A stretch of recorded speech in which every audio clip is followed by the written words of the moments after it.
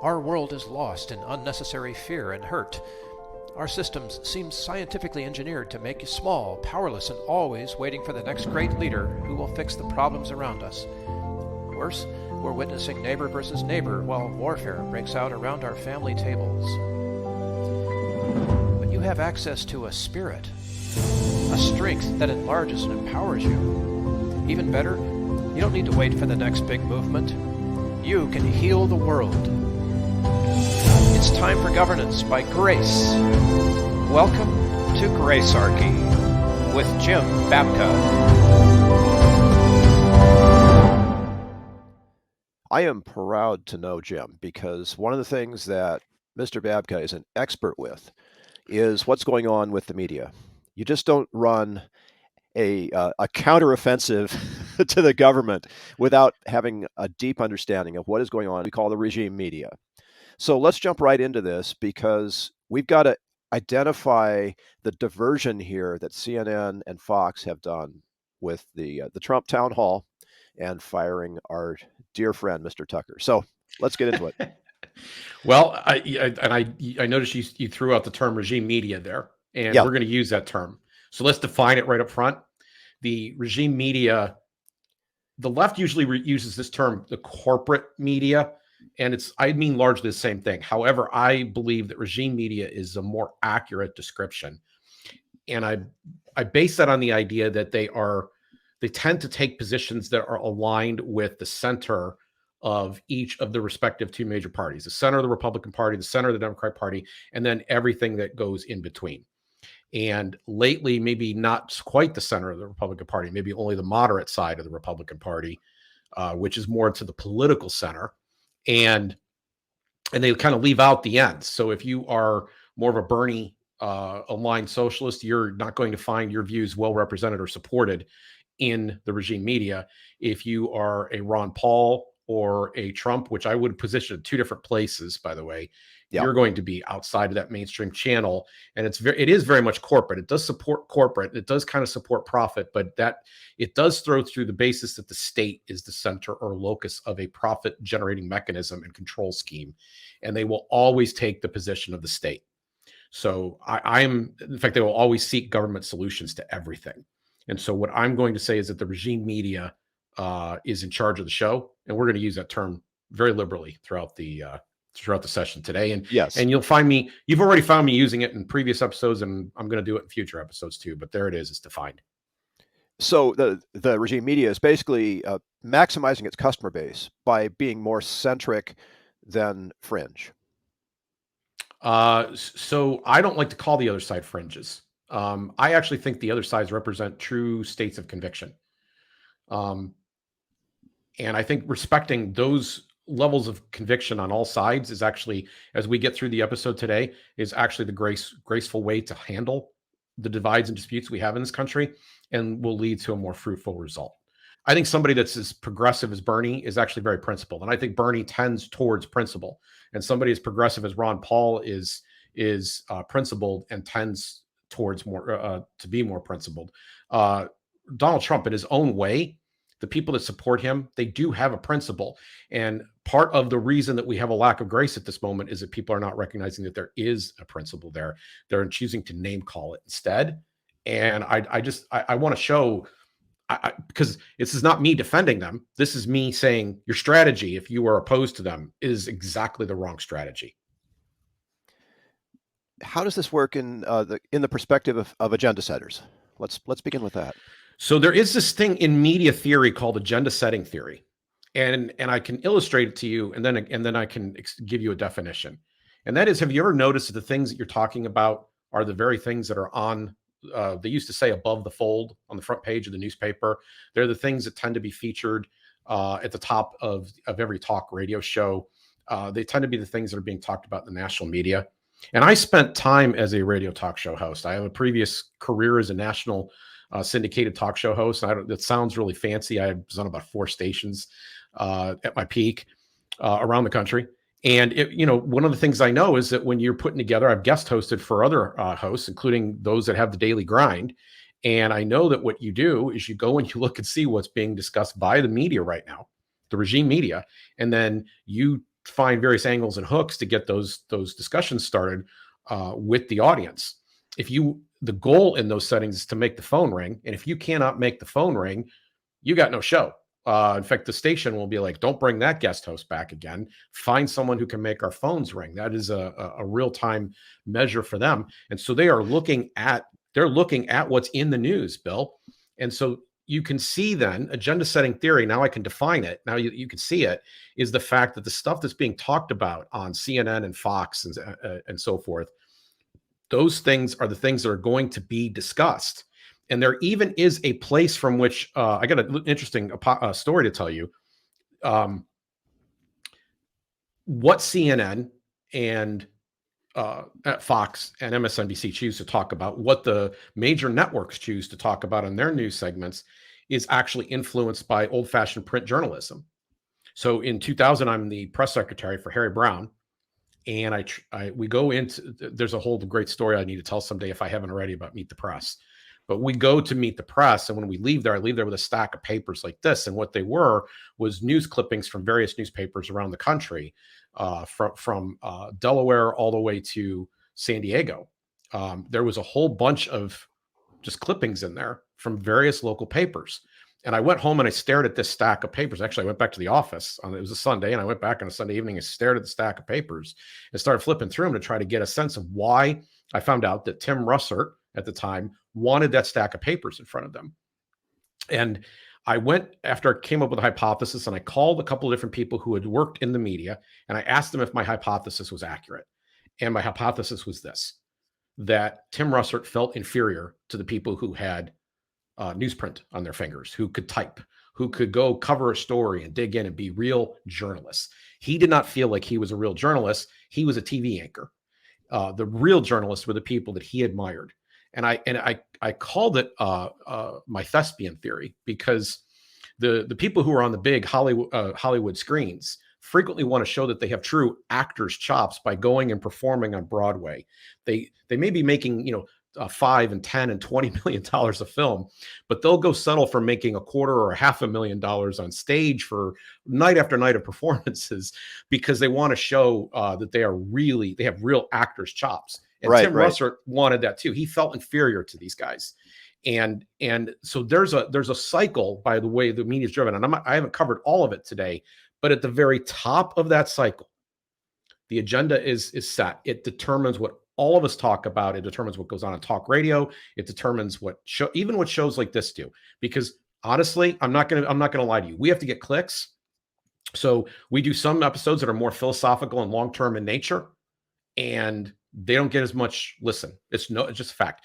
But I put Trump and Tucker, I put CNN and Fox in the title of this show, and all of a sudden we will get more clicks. We will get more views, right? So we are all beholden to this agenda setter process. The agenda is set by the national media, and we all have to march in their tune if we want to be relevant to the show. So what I do is I try to take these hooks without being a clickbait artist, and instead make sure that they're tied into some higher principle. We talk about something more profound and deeper here than just the headline itself, and offering the standard commentary that you will find on show after show after show after show after show. Everybody's pretending that they have some unique take, but they really don't. They're saying they're parroting lines from various places. We try very hard not to do that here.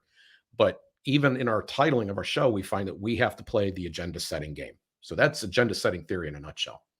Makes sense to me. I mean, I understand this in a way that's clearer now. And it's just about, the Democratic Party faxing talking points to CNN, or the Republican Party faxing talking points to Fox. This is organic.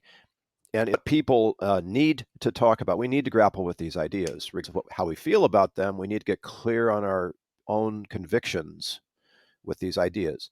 So help us with this in the story of the rise of Trump, if you could. Well, let me just say, the media knows that they have this power. And what has begun to change in recent years, and I think this starts with the advent of Fox News. So let me just go back in time a little bit. In the conservative movement, there were some pioneers like Richard Viguerie who came up with the idea that they would work around the establishment news media and build the conservative movement by direct mail lists. So Richard Viguerie goes to, I don't remember who was the regulator of campaigns and elections, campaign finance before the Federal Election Commission was started. But this is the 1960s, post-Goldwater.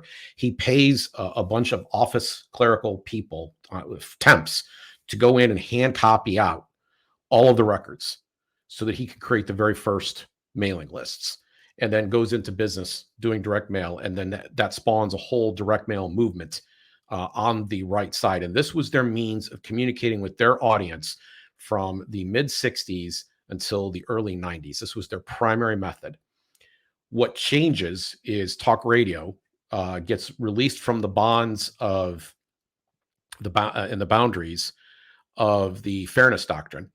And immediately talk show hosts begin showing up on the scene who are more right, the most notable of which, the biggest of which, and the most impactful of which is Rush Limbaugh. And that becomes their number one method of communicating until the end of the 90s, when Fox News gets a cable channel. So the right is now very strong in talk radio. They're very strong in cable, and eventually Fox becomes dominant. This is because there was a perception, and I think it was accurate and real, that the Democratic Party was more in tune with the media and vice versa. And to this very day, that seems to be very, very accurate. But now it's like the veneer has been pulled completely off of it. And Trump's campaign has two stages to it. There's the first stage and CNN is the exemplar for this. CNN goes through and says, gee, this is a real thing. We got a celebrity running for president, and he's saying really crazy, interesting things. This is so much fun, and it's great for our ratings. And you know what, Bill? It might be good if he's the nominee. There's no way this guy's going to win. Let's see if we can boost him. And then you're so subversive, man. You're so subversive. And then there's the election night where Rachel Maddow's head blows up on MSNBC, and she says, we didn't do enough to stop this, right? Because it all of a sudden it dawns on them, because everybody thought Hillary was going to win on election day. We all didn't find out until about midnight Eastern that night, roughly that time frame, that Trump was going to win this election. And her head explodes. She goes on this rant of epic proportion, and everything switches.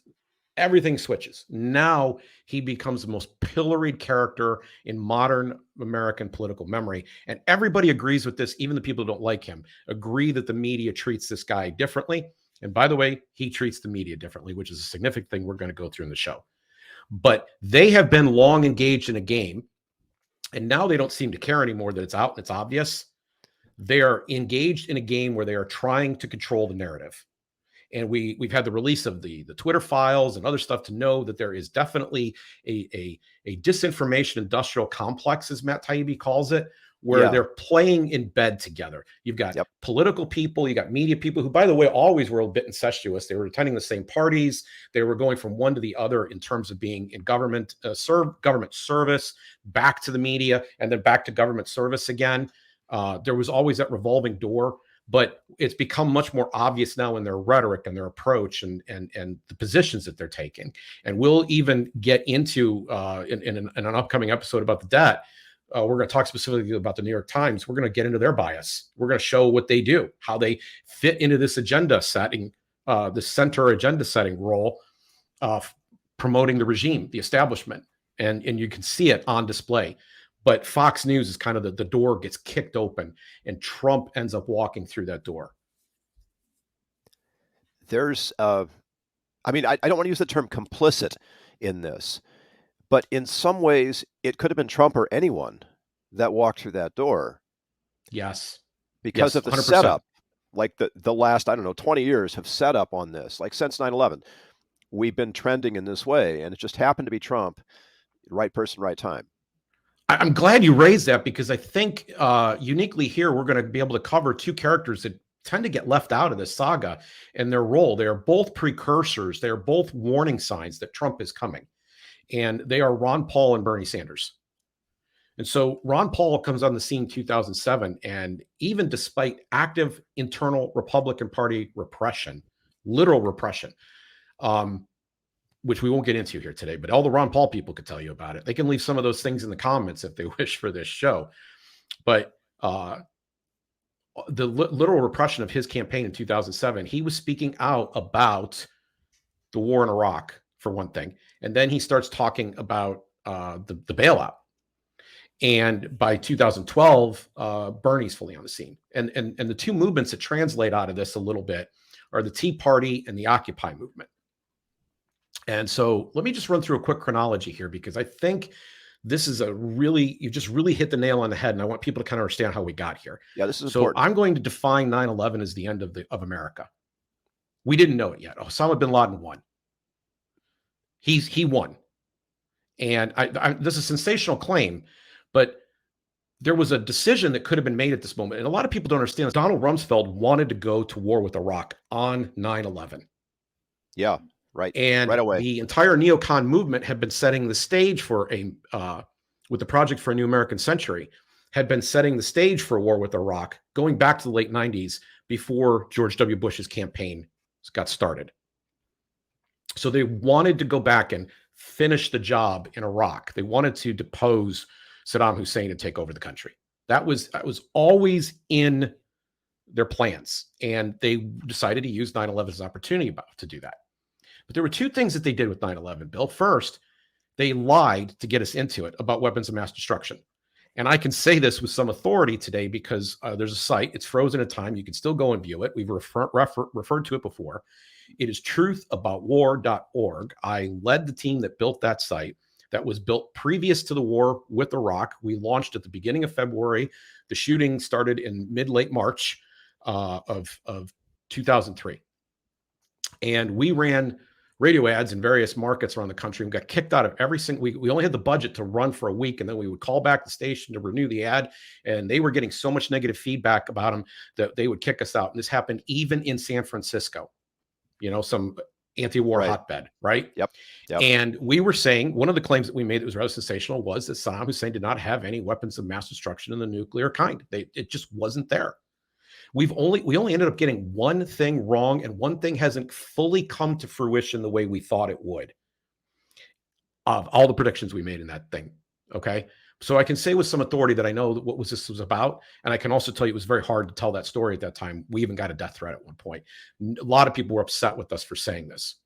Okay. Yeah. Understandably, right?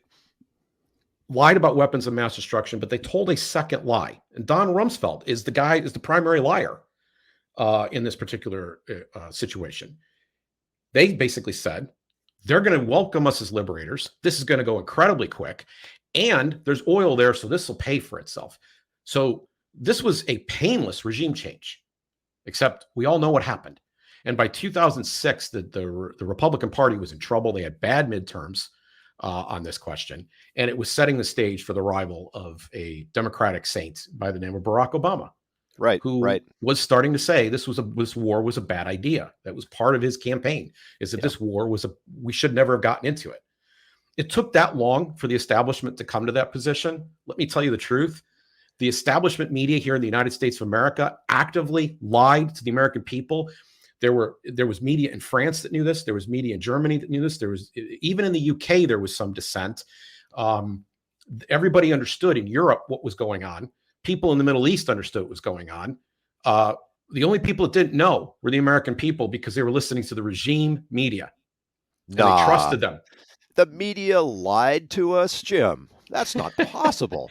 They were not giving the time of day or any air to any dissenting opinion about this. They were not allowing the story to get out. First time, right? Ever? Yes. It's never happened since either. But this is the time that everybody's eyes begin to open, because by 2006, they realize the war isn't doing so good. And they start to look back into their history and they go, oh my gosh, it turns out, and this has come out, as time's gone on. This is now the common knowledge. Everybody knows it, right? That they lied about the weapons of mass destruction too.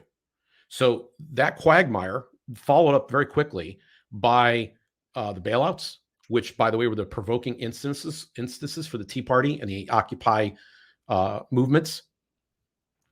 People were watching these people in Wall Street getting bonuses a year after the bailout that were epic. Meanwhile, we had a generation called the millennials watching their father or their mother lose their job, watching their houses be lost.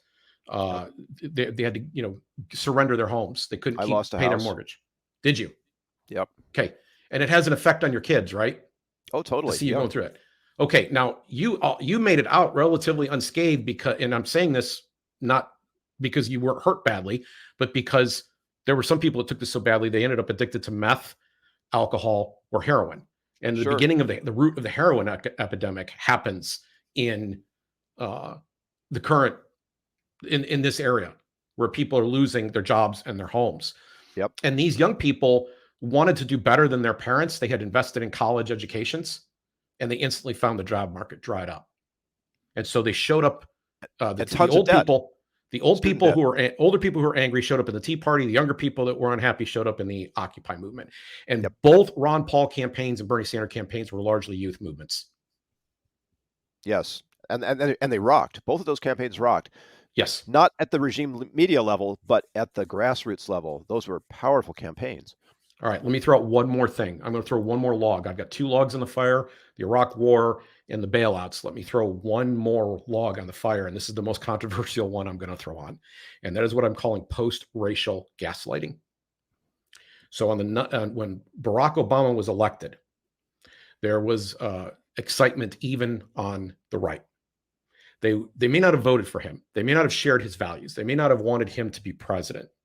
But most people in the Republican Party, and I recognize there were a few that were still racist and holding out with what was called a birther theory about his birth certificate or his eligibility to run. But most of the people who had not voted for him were still very excited because they recognized the breakthrough that this was on the issue of race. And then they were told it's not enough and that they are still racists because they didn't vote for him, because they didn't support his policies. In fact, frequently, the media and the Obama administration invoked racism as a reason for disagreeing with Barack Obama, even when he didn't fulfill his own campaign promises. In fact, Barack Obama has an interesting history of blaming his side of the party even for their lack of support for him. He's doing the best he can, and you haven't helped me to get through these things. I could have done so much more if you would have been supportive instead of critical of me. And this has been a recurring theme that nobody's ever done enough. But the people who were celebrating his election that night didn't stay in that mood for very long when they started finding out when they began perceiving that they were being blamed. Still, in fact, maybe more intensely for being racist. The term racism has been way overused in our political dialogue. It does not set up dialogue. It is counter to dialogue. And it has generally been not accurate. Even if there is some seed of it at its base, and we now have critical race theory on the scene, even if there's some seed of it at its base, progress had very, very clearly been made on this subject. And what people were hoping for was that this was going to be the beginning of healing, the beginning of coming together. And it did not turn out that way because there was still political cachet in calling your enemies racist. So you take these 3 factors. And by the way, here's the key point for our discussion today. The media was 100% complicit in all of this. And we end up where we're at with Donald Trump coming on the scene. We end up where we're at with COVID and the stuff that happened during that time and the accusatory behavior that was there. The media was entirely complicit with all of that as well. And we are at a place now where people feel more division than ever. And it started during the Trump administration where people were having a harder time than ever going to a family dinner or attending different events. And friendships were starting to break up in ways that we had not experienced in our political lifetime since the Vietnam War. And now it's even worse. It hasn't abated. It's kept going, and it's chewed up everything in its path. The politics has chewed up everything in its path. And the media has 100% been complicit in this. Is that or are we saying the media needs to cover what's happening in the middle? And the fact is that more of this stuff happens in the middle than ever before? No, I'm saying that they are excluding people from the dialogue and name calling. There we go. I am saying that they are not making it possible for there to be a place at the table for people to bring up their concerns. Yep. And what consequently happens is the people on the outside of that bubble get more and more extreme in their behavior because that's the only way they can get heard. Sure. Whether it's riots, which have happened on the left and the right, more the left than the right, frankly, even though the media would not tell you that, or whether it is extreme conspiracy theories, which have happened more on the right than the left, even though the left ain't innocent. The media only is also imbalanced there. There has been a lack of moderation in everyone's tone, because they have to be extreme, they have to shout, they have to riot to be heard. Is we covered this already, but is the Speaker McCarthy battle an example of that within the government itself? The Speaker McCarthy battle happens because there is a failure to listen to the legitimate concerns of people at the margins. And by the way, I happen to side with those particular concerns by and large. Right. As we covered in a previous episode, which we will put down in the show notes, we definitely need our government to slow down and read its bills. We definitely need them to consider things one at a time.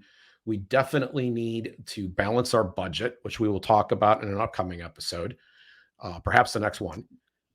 We have to, these are things that have to be addressed. And these were some of the front and center concerns of the group of people who oppose McCarthy. Our regime media is basically taking the lemonade off the table. We just don't have that opportunity to sit down together any longer, thanks to the fuel, thanks to the gasoline that the regime media is pouring on the fire. Thanks to the fact that they think that their job is much more to make sure that they are delivering the agenda to us and telling us how to think than they are participating in a national dialogue. And it's so, I'm just laughing my head off here, because for that opportunity to tell us how to think, then to who? Donald Trump. Yeah. So let's get into Trump. He's a byproduct of the media's complicity in all of the crimes that we've covered here today and more. So I did not watch the entire CNN town hall that was done. I've only watched snippets and clips, highlights, just like a lot of people have. That tends to be how most people see these things anyway, and gather little bits of the commentary that's occurred. But some of the stuff is priceless. And what is interesting to me is that there is this high level of pearl clutching. You know, I mean, can you believe that there's gambling in this here establishment? We were so surprised when Donald Trump came on to do a show that he acted like, well, Donald Trump.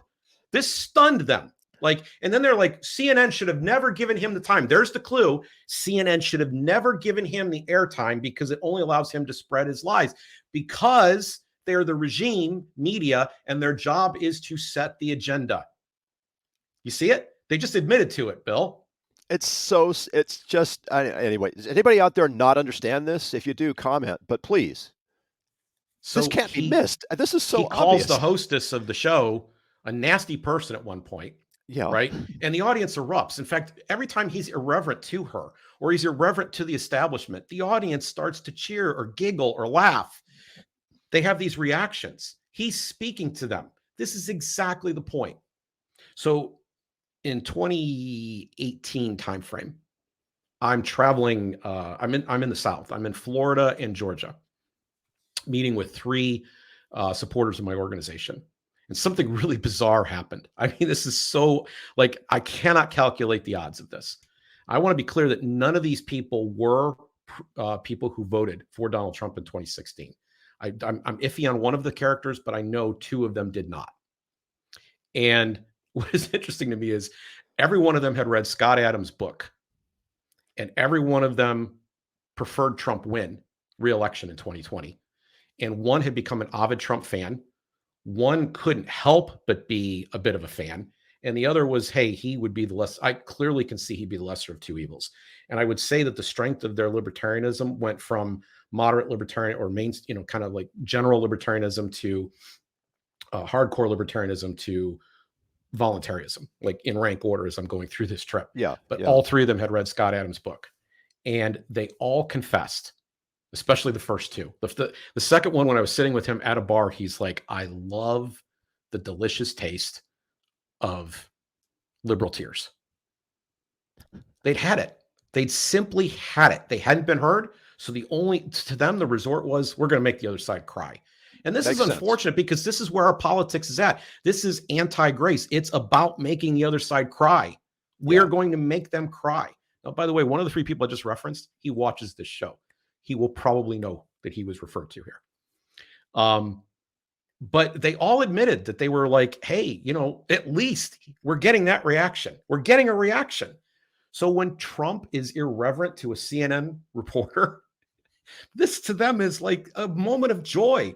You're busy clutching your pearls, and they're being like, yes, we made you clutch your pearls. And this is where he comes from. This is why he has strength and power. This is it in a nutshell. It could all be taken away. How? Oh, let's get into that in a minute. I think there's one other show we want to talk about, right? Definitely. Yes. I know. So, we haven't even mentioned poor old Tucker. Tucker. Now, Tucker is an interesting character to me because during the last year, he has had some commentaries that I think needed to be said, and they were things that no one else on Fox, CNN, or MSNBC were saying. Nobody was covering and saying some of the things that he was saying.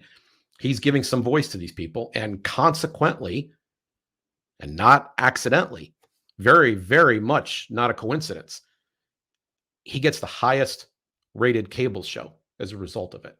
So in this regime media center, by saying things that were not part of the normal regime bubble, which all of the other shows do a little experiment sometime if you can tolerate the experience.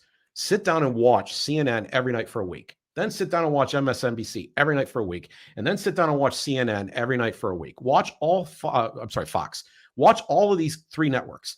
Do each for a week.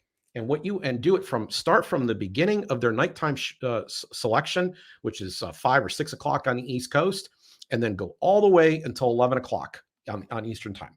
Okay. Just go through the entire time and do this 5 nights for one network per week for 3 weeks. If you can suffer it. And here's what you're going to find. Every show is about the same thing that the previous show covered. The only thing that changes are the faces and names, and they say almost exactly the same things. They bring on a couple of guests for conflict, and they repeat the same talking points. There's very little variance between the 3 shows. And this is what they do night after night after night. And Tucker stuck out. So this is an interesting phenomenon right away. That seems to be a key secret, in my humble opinion, to his success. Why he was getting so much attention to his show. But his firing opens up the discussion about the state of the dinosaurs. Who are the dinosaurs? Right. The dinosaurs are these legacy media, these regime media outlets. We are sitting on a platform right now, where platforms, plural, our number one platform is YouTube. And we're sitting on a platform where there is new content being generated all the time. And even these regime media players have to come and play in our YouTube pool. And they get more audience at MSNBC and CNN, and I suspect even Fox. I don't know this for sure.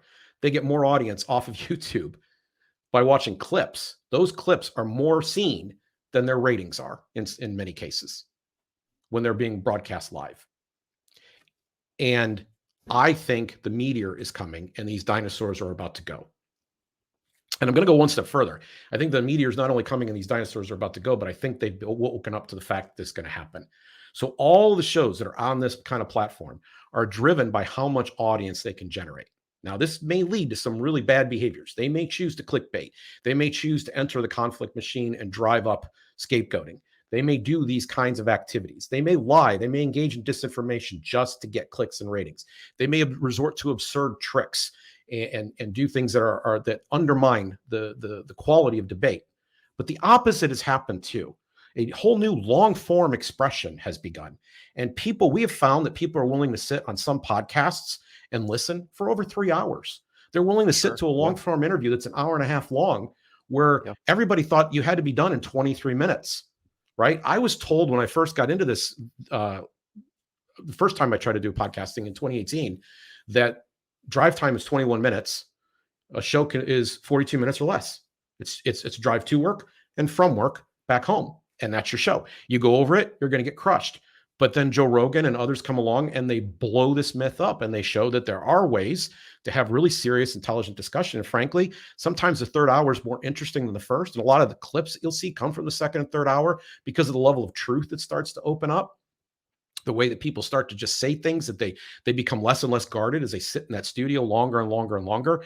And that authenticity crushes the scripted rehearsed programming that's going on the network that's all about either right or left talking points, all about conflict machine talking points, all about feeding the division between us all day long. Okay. And the people that are spending their time in that, they're getting toxic and poisons in their head, and they are less social and easy. They can't get along with people outside of their own tribe because they're so full of garbage in their heads.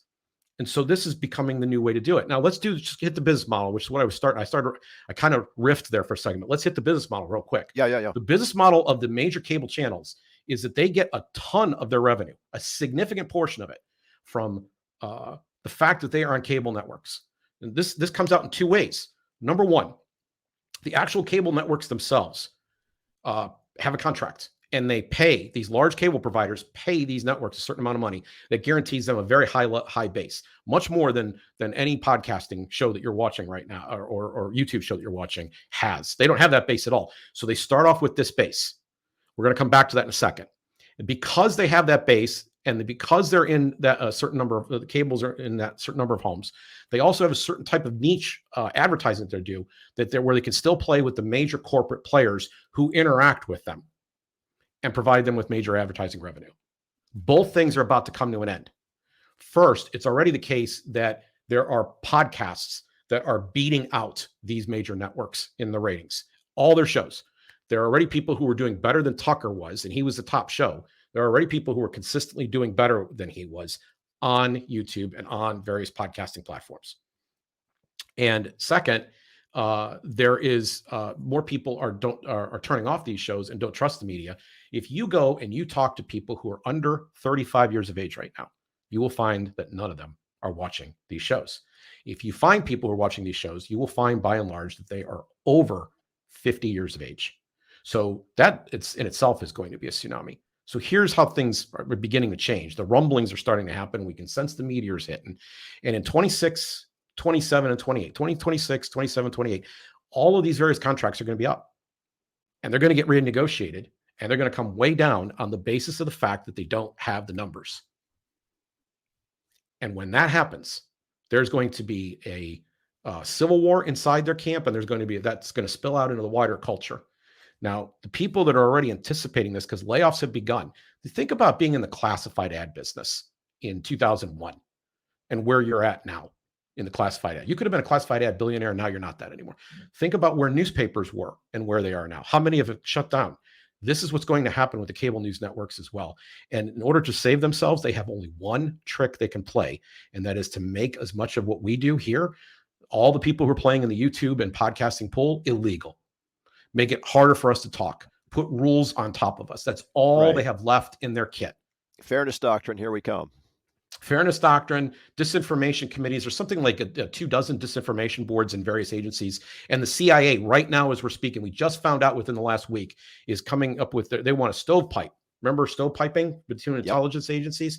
They want to coordinate all of these disinformation agencies and boards that are in the various federal alphabet soup bureaucracies. They want to stovepipe all that stuff and coordinate their activities. This, despite the fact that they've just been exposed for what they were doing with Twitter, and we've learned even from Robbie Swove what they were doing with Facebook.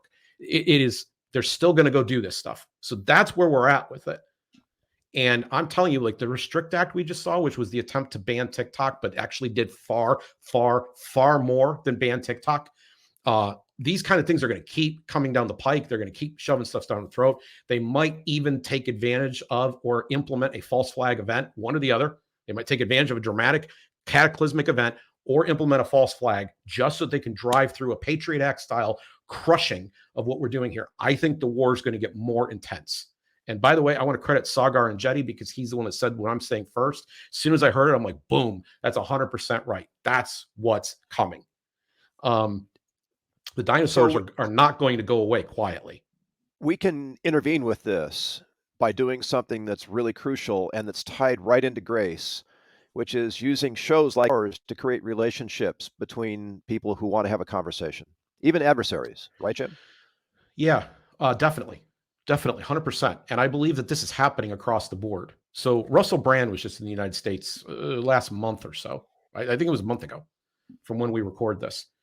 And while he was here, he met with people who have large platforms. and whose names you'd recognize, celebrity podcasters and TV show hosts. And a lot of these people were in the alternative media. And he found, as he spent his time with these people, even ones that he disagreed with pretty much on policy and politics and philosophy, he found what he called a collegiality. He found that he was able to have really good conversations. The debates were about issues. They were even about philosophy. They were real. They were not merely conflict machine material. They were not merely media talking points, or worse, political party talking points.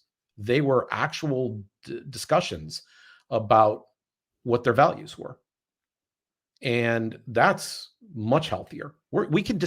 Grace does not mean you're kind. It doesn't mean that you're a doormat. That's not what it means. It means that you're listening. It means that you're fair. It means that you analyze information and look at the humanity of another person. And the media, it needs a grace point, because they had a job all along, which was to practice not a partnership, not to root for a side, not to advance one side's interests. Fox News and MSNBC and CNN have pox on all their houses. What they had a job to do was to practice an adversarial relationship where they held power accountable. And they needed to do it consistently and with as much fairness as possible. And they didn't. And we end up in the situation that we are here. Yeah. We've drunk the Kool-Aid in 3 different flavors or whatever. And now we have an opportunity to take it back. The democratization, or the I don't know what to call it, but certainly the awareness is growing. And as that awareness grows and the conversations that are based on that awareness grow, we have a chance, right? We can take back the agenda in some ways. Yes, we can. I'm not sure what that looks like, but I feel like since Occupy, so that kind of groundswell gives me hope. I think the Tea Party and the Occupy movements both wanted to have a fight. They both wanted to enter a battle. And I think that we keep getting caught in this rather toxic death spiral where we keep thinking everything's a war. And the state is war writ large. Every purpose for the state is war. And I am suggesting that we need to step away from that war metaphor and instead step towards one that's grace, which says, I'm going to steel man your point of view. I'm going to truly hear you. I may not come to agree with you, but I'm going to ask you to do the same with me. And we're at least going to hear each other and recognize each other's inherent humanity. And then one step further for me, I believe grace means that we try to find ways to solve problems through voluntary partnership, through innovation, through entrepreneurship, through charity, instead of trying to solve those problems by stealing money from people who don't agree with us and saying, your money needs to be spent on my cause. And if you don't participate, I think I should be able to throw you in jail for failure to pay your taxes. We need to get away from that system. We need to stop empowering the politicians. That's the essential Gracearchy message. Yeah, we know where that's recognize the humanity. Stop empowering the politicians who are fear mongering and dividing us. And how about getting away from the scapegoat and shame and blame paradigm? Yeah, so I do think there's a couple grace points we need to bring up, and one of them is that shame backfires. And I'm saying this because I constantly see on social media people that I know and like and respect suggesting that we can't tolerate this, or we have to suppress that, or we have to ridicule and mock the other thing, or we have to silence them. We have to tell everybody how bad they are. And I see this again and again and again. And some of the stuff they're doing, yeah, I got to agree with you. Abhorrent as hell. Really bad. Okay? Some of this stuff that they're after, right? But it doesn't work. It's never worked. This is not how we make progress. The way we make progress is by recognizing the humanity of everyone and then trying to make sure that they can see humanity. And you do that by serving. You do that by sacrifice. You do that by relationship. Relationship. We came up with this metaphor in one of our earliest episodes of drinking lemonade. We had, if you recall in the metaphor, we had Nazis marching down our street in Skokie, Illinois, right? Yeah. And we were on the street. We had a house right there with a front porch. And we made lemonade and invited a Nazi to come up and explain their point of view. Now, is that an endorsement of their position? Is that agreement with their position? Is that even tolerance for their position? No. But we have witnessed a man named Daryl Davis, who is I was just thinking of Daryl, right? A jazz musician who is able to come and sit down with people who are Klanspeople and change their hearts and minds so that they turn over their Klan outfits to him, and he hangs their uniform in his closet. And I think he's got 23 or 26 of these in his closet. Real invested relationship by a human being. I would like to know how many of these shame players have managed to put anybody's old suit in a closet. One That's single right. There suit. you go. Yeah. Shame can't work. And the other thing I want to say, maybe we should wrap up on this point, is that you, ladies and gentlemen, should be agenda setters. You have the ability to step away from the noise and the din of the media. You could turn it off. You could do a media fast. You do a media fast, I promise, when you go back, you're not going to see it the same way. But once you can see what they're up to, once you can see how the whole thing works, you have the ability to step away from it. And you can begin finding better things to do with your life and your time, and spend that time with other people or helping other people. And you will automatically make the world a better place. When instead of saying, today I'm going to care about whatever the media tells me to care about, instead say, I have some things that I really do care about, and I'm going to stick with those things and continue to care about them constantly. Now, this show is sponsored by the Zero Aggression Project, zeroaggressionproject.org. But the other project that I've run for many, many years and been involved with has been Downsize DC. And we had an agenda setters plan, which simply said, here's some issues that we're going to focus on. We're going to keep focusing on these issues until we can get them fixed. And we're not going to be distracted by what it is that the media is put in front of us, because tomorrow we're going to wake up and we're going to work on one of these half dozen issues. And I would encourage you to pick things in your life that you want to solve and address. They might be personal, they might be your family, and those would be the best things you could invest in. You might be able to do something for your community, and that would be good too. But what I'm going to suggest at the end of the day is that you be the one to pick, and you be the agenda setter, instead of letting the media force feed it to you.